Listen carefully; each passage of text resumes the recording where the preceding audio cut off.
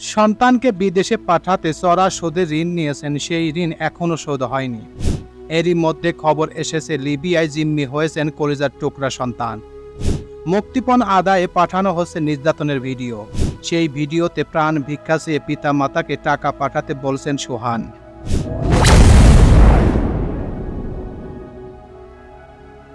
কান্নাজয়িত কণ্ঠে ছেলের জিম্মি দশার কথা খোকসা বিডিকে জানাচ্ছিলেন সোহানের পিতা শাহজাহান প্রামাণিক। সোহানের বাড়ি নাটোরের গুরুদাসপুর উপজেলার বিয়াঘাট ইউনিয়নের বিয়াঘাট বাবলাতলা গ্রামে। সোহানের সঙ্গে জিম্মি হয়েছেন একই গ্রামের আরও দুই যুবক, মোহাম্মদ সাগর হোসেন, নাজিম আলী ও নাজিরপুর ইউনিয়নের হামলাইকোল গ্রামের মোহাম্মদ বিদ্যুৎ হোসেন। গোয়ালের গরু, চাষের জমি বন্ধক আর চড়া সুদে মহাজনী ঋণ এবং এনজিও থেকে কিস্তি তুলে এই 4 যুবককে লিবিয়ায় পাঠিয়েছিলেন তাদের পরিবার। কিন্তু সেখানে গিয়ে স্বদেশীদের হাতেই জিম্মি হয়েছেন গুরুদাসপুরের 4 যুবক। এখন জিম্মি ব্যক্তিদের প্রাণে বেঁচে থাকা নিয়ে উৎকণ্ঠায় রয়েছেন পরিবারের লোকজন। লিবিয়ায় জিম্মি হওয়া 4 যুবকের পরিবার জানিয়েছেন, বছর 2 আগে এই 4 যুবক লিবিয়ায় পাড়ি জমান। প্রতি মাসে অন্তত 20,000 টাকা করে টাকা পাঠাতেন তারা। কিন্তু গত রোববার রাতে ওই 4 যুবকের ইমো নম্বর থেকে পরিবারের কাছে নির্যাতনের ভিডিও পাঠানো হয়। এরপর জিম্মি ব্যক্তিদের মাধ্যমে পরিবারের কাছে 40 লাখ টাকা মুক্তিপণ দাবি করেন অপহরণকারীরা।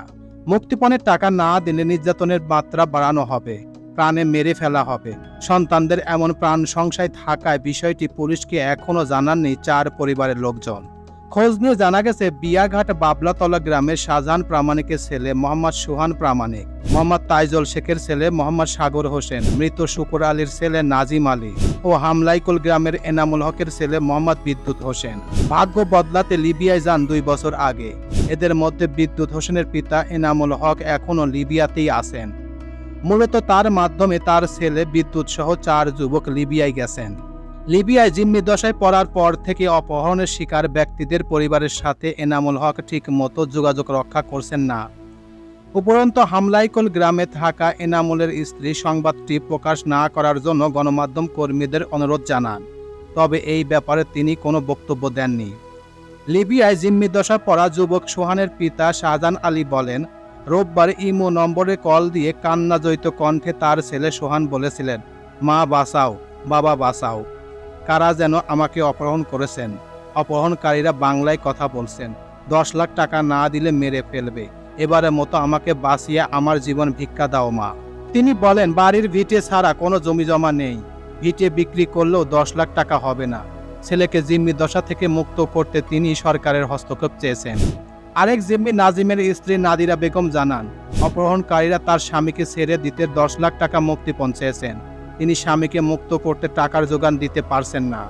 এই জন্য প্রায় মোবাইল ফোনে নির্যাতনের ভিডিও পাঠাচ্ছেন অপহরণকারীরা। 2 সন্তান আর বৃদ্ধ শ্বশুর শাশুড়ি নিয়ে উৎকণ্ঠায় পড়েছেন। তিনি জানেন না কার সহযোগিতা পেলে স্বামী উদ্ধার হবে। জিম্মি যুবক সাগরের বিধবা মা সকেরা বেগম জানান, অনেক কষ্টে ঋণ করে সন্তানকে বিদেশে পাঠিয়েছিলেন, এখন আবার 10 লাখ টাকা মুক্তিপণ দিয়ে ছেলেকে ছাড়াতে হবে। তিনি টিআর কাবিটা প্রকল্পের নারী শ্রমিক। তার পক্ষে মুক্তিপণের টাকা জোগাড় করা সম্ভব নয়। অপহরণ আর মুক্তিপণের বিষয়ে মুখ খুললে সন্তানকে মেরে ফেলা হবে, এই কারণে অপহরণের শিকার বিদ্যুতের মা কোনো মন্তব্য করেননি।